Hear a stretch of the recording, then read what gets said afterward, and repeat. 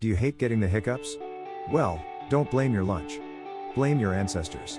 Specifically, the ones that had gills. Scientists believe hiccups are an evolutionary leftover from when we were amphibians. Tadpoles use this exact same spasm mechanism to gulp water across their gills without letting it enter their lungs. In humans, the signal gets crossed. When your diaphragm spasms, your vocal cords snap shut instantly to protect your lungs, creating that hic sound. It's basically your body trying to breathe like a fish for a few seconds.